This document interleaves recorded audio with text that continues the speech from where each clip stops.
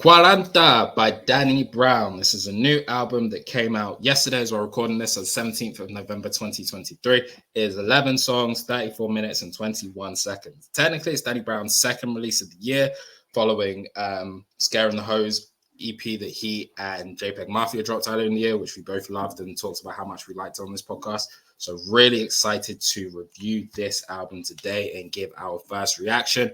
But before we get into that, you have clicked onto the Two Stubborn Nigerians podcast, where we do weekly album reviews, where we review different albums from the world of hip-hop, R&B, Afro beats, and all of that good stuff. If you're a fan of this type of thing, we really appreciate it. If you'd like the video, share the video, subscribe, and ring that bell for notifications. You can keep abreast of all of our content by checking us out on our social. On Instagram and TikTok, it's at @2_stubborn_Nigerians, and on Twitter, it's at 2S_Nigerians.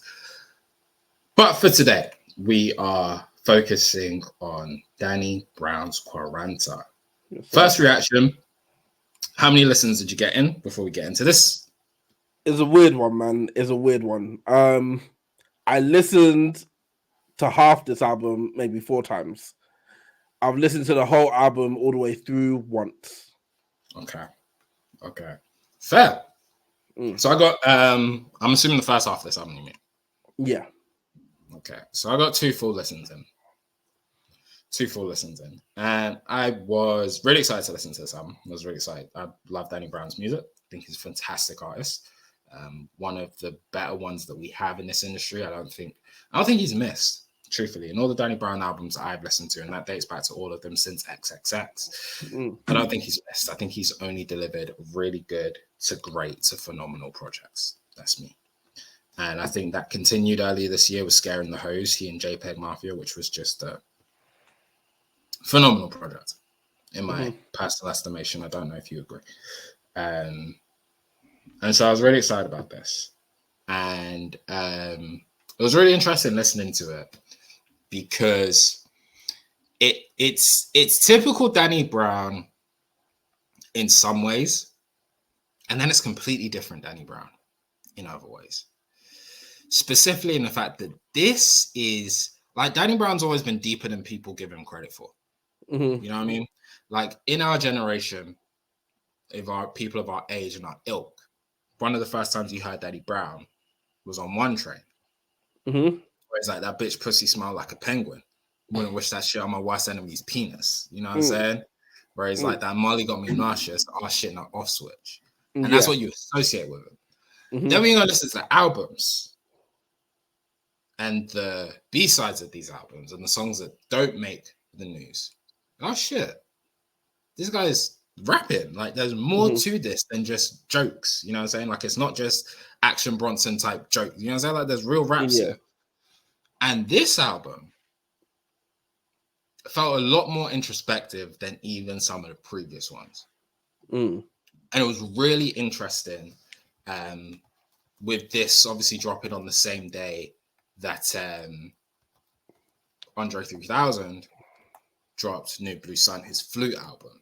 And if you see in one of the interviews that Andre did leading up to that album, where he's talking about, 48, real life to me now is getting a colonoscopy. I don't think niggas want to hear about that. It's interesting that, like, Danny is 42. Danny Brown's 42. And he still found shit to rap about. Deep shit. Life to rap about. And it's almost like, and I was thinking this, I was listening to this for the first time. I was listening to it in the gym yesterday. And eventually I'll let you talk, Raheem, don't worry. I was listening to the gym yesterday and I was like, the 40-year-olds are rapping better than anyone. The 40-year-olds are rapping better than anyone. You look at Danny Brown, Push last year, Killer Mike, even Andre when he dropped his Life of the Party remix on Kanye shit. I was like, you can't tell me you don't have a piss rap out 48 when you dropped that, a year and a half ago? What are you talking about? Like, first of all, don't assume that I don't want to hear raps about colonoscopies. Colonoscopies, bro. I'm gonna be there one day. Like, tell me what I'm in for. You know what I'm saying? Like, as a 4-year-old, you gotta let me know. 4-year-olds, then you look at Kiss, Jeezy. 4-year-olds rapping better than anyone right now. Do you know what I'm saying? On a whole. Obviously, Kendrick and Cole, they're still Kendrick and Cole. I don't know if you listened to Rap's single that came out a few weeks ago, but like, they're all them. You know what I'm saying? They're all in the days of days, but they're rapping better than. You know what I'm saying? It's interesting to hear. But yeah, it was an interesting listen in the sense that you saw a lot of the typical Danny Brown elements, but then there was a lot.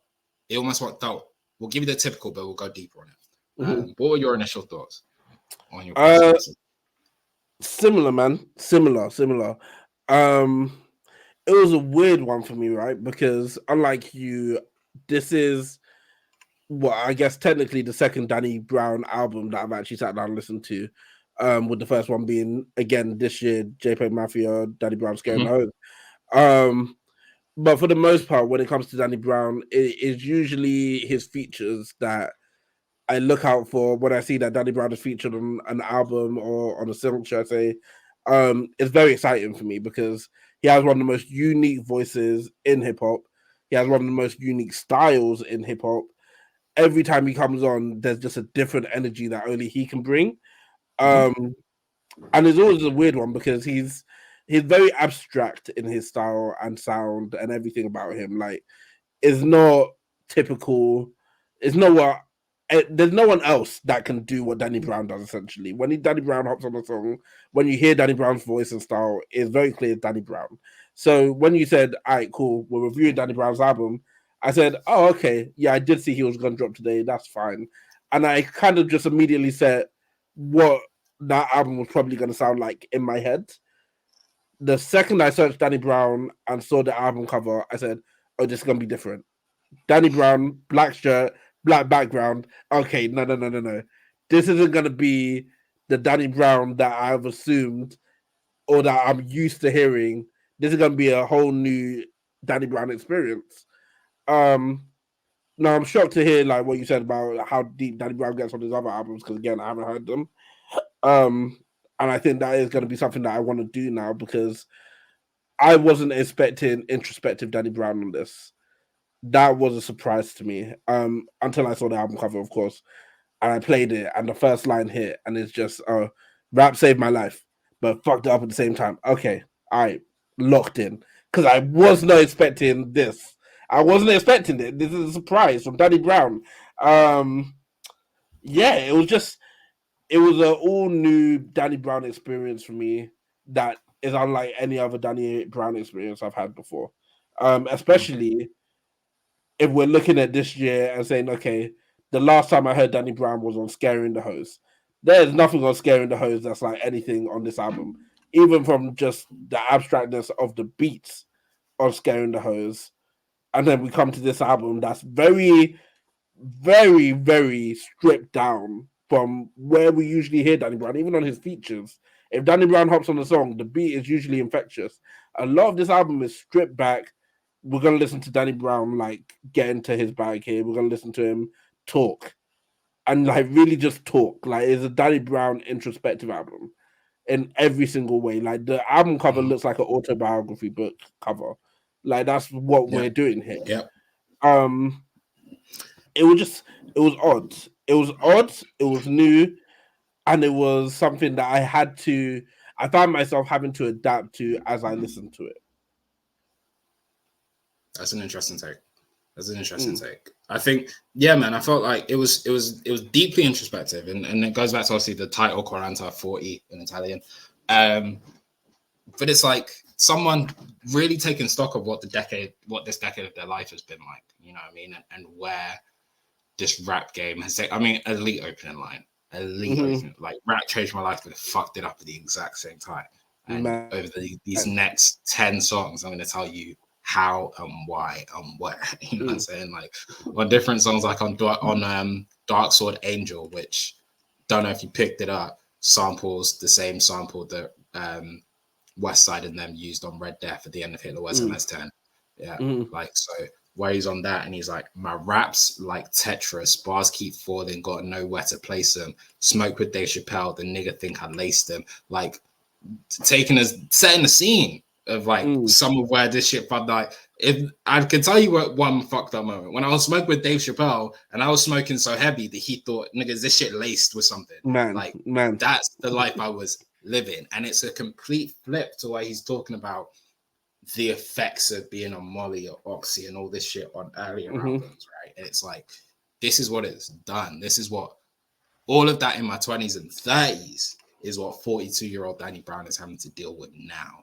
And I thought that's such an interesting dichotomy to explore. And again, goes back to what I was saying in the beginning, where like these 40-year-olds are really rapping. They're really rapping. They've really got shit to say. And it's like impressive to hear.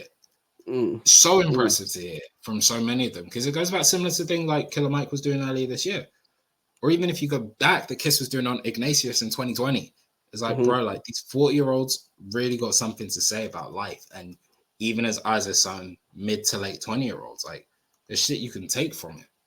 You know what I'm saying? I just thought it was a really, like I say, Danny is always introspective with his shit in his own way, but this was just so much more explicit and better for it. I felt it was really refreshing to hear, especially in the midst of the type of rap that's been dropped throughout the rest of this year. I felt like that was really interesting. And even the point you made about, being so different to Scare and the Hose, I think that it shows the skill of Danny Brown, his diversity as a rapper.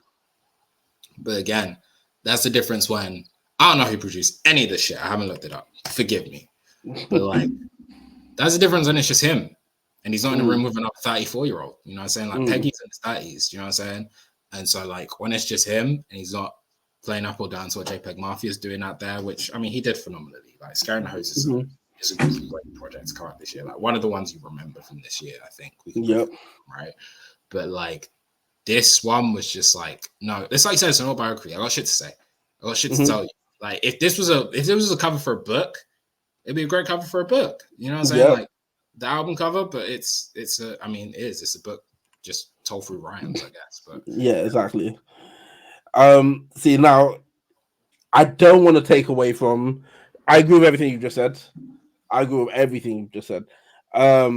My thing here, right, and I don't want to take away from anything because ultimately, a Danny Brown introspective album isn't something that I knew I wanted, or even that I thought I wanted, or thought that would even necessarily be something that would be great.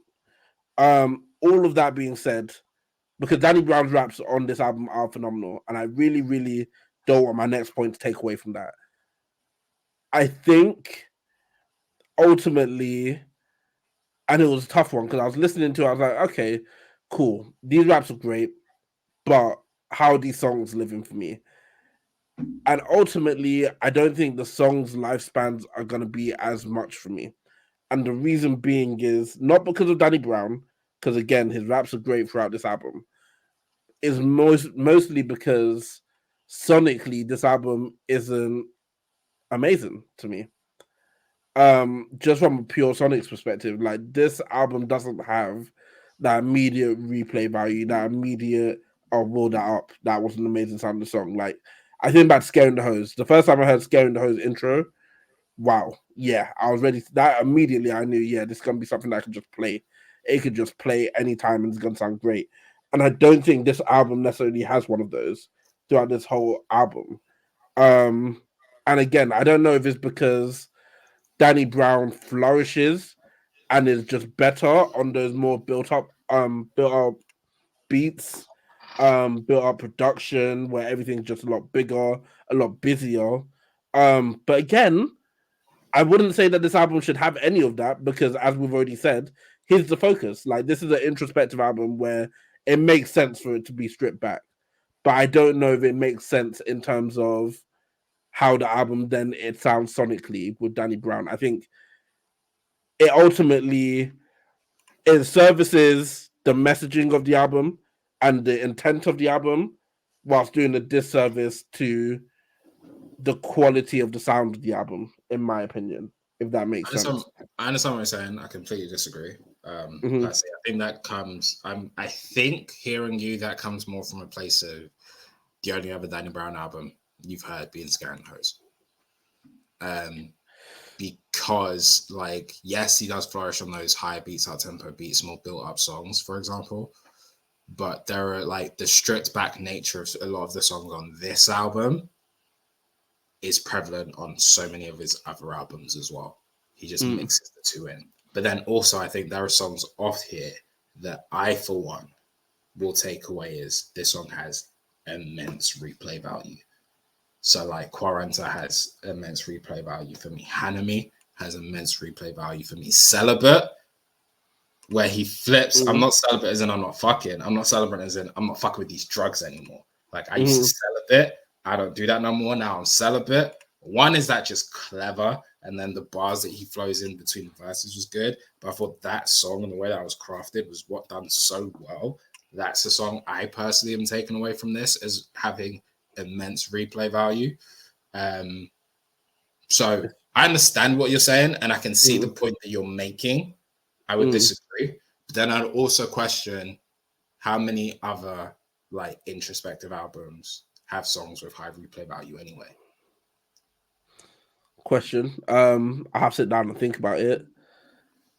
Because I have to sit down and think about it. I don't want to rush to an answer, but just thinking about it now, Good Kid, Mad City has a few. But again, we'll talk about some of the greats. We'll be talking about the greats at that point. So fair. But it's funny you mentioned Celibate, because Celibate was actually the song that triggered me to say I don't know if these songs have high replay value. Celibate was one of those songs where again it's like, oh man, Danny Brown, I love this scheme. I love this scheme. I love like what you're talking about, but I don't think I can listen to this song more than 3 times. Like this is not an enjoyable listen for me. But it's hard to say that when you're walking in, you're saying, I love this, I love this, I love this. I don't want it. Like it's tough. It's tough. And it's like you're fighting against yourself. It's just me being honest with the listening experience I had ultimately. But again, that's as we said at the beginning, when you asked, how many times have you listened to this album? And it was I've listened to the first half multiple times because I turned it on. I said, okay, we're reviewing this. We're reviewing this tomorrow. Let me listen to this album, and I'll listen. I'll get through a part. I'll get through a chunk, and I'll be like, all right, let me pause this. Let me go do something else. And then before I come back and listen to the whole album, I'm like, nah, let me listen to this album. I'll listen to that album, and I'm like, okay, no, we can be serious. You have to review this album for tomorrow, and I'll go back and try again. And the same thing will happen over and over and over again until literally like midnight, where I was like, okay, Raheem, if you don't listen to this now, you're gonna get to this album review tomorrow, and you're only gonna know like 4 songs. So actually, just sit down and do your homework. Which isn't, it's not a great sign, but at the same time, it's like, how can I put it? It's like watching a basketball player that does so many things well, but then also has like very, very clear flaws. And it's like, is he good or is he bad? Who? Anthony Davis. For real, that's exactly what it is. Nah, maybe not Anthony Davis, because Anthony Davis is great when he's healthy. It feels more like a Ben Simmons, all-star Ben Simmons type, where it's like, man, you can pass, you can dribble, you can finish, but you can't shoot. And it's like, how much do I value that shooting compared to everything else on this album? That's great. And it's like, I don't know. It's tough to quantify. So it's gonna be an interesting one. This is an interesting album for me personally, from a philosophical standpoint of my music taste. You got that, proud of you. Yeah. Thank you. It almost got me. But I said not today. You got that, not today. Yeah. Oh man. Do you have standout songs? Quaranta as an intro, Dark Sword Angel, Celibate, those 3, I think in that order. Dark Sky, Quaranta number 1. No, I'm like Quaranta number 1, Celibate number 2, Dark Sword Angel number 3. Yourself? I think I'd have Dark Sword Angel at number 3. Jen's Terrific Vacation, number 2. Yeah. Quaranta at number 1. Quaranta was a good intro. Really, really good intro. That first line. What a start, man. Like, man, that's how you open the album. This rap shit done saved my life and fucked up at the same time. Then even the last line of that verse where it's like, songs of life, but a dead dream. Think he made it. Everything ain't what it seems. Like, nigga, you thought he's still doing this shit? When you gonna start? But God gonna make you quit. Like, it's just, life will humble you. Life will humble you. And you either gotta slow down or it will slow you down. Man. He's so down. And like, you know, I remember seeing him. He has a podcast, one of the best podcasts out there that isn't ours. I remember him saying on there, like, he's what, like maybe like a year, 2 years, something, maybe even more sober. And again, like, this is Danny Brown, Raheem. Like, Yep. Danny Brown, who got head on stage live at one of his shows. Like, that's him, whilst high. Yeah. Pulled someone out the crowd. Like, Man. that's him. And this is the way he's talking at 40. It's just great to see. It's growth. It's growth. It You can't be is. mad Yeah. at growth. You cannot be mad at growth. And his skill with the pen on this project, up there. Really up there. Really high quality. I thought this was a really, really enjoyable project. A really fun lesson, to be honest with you.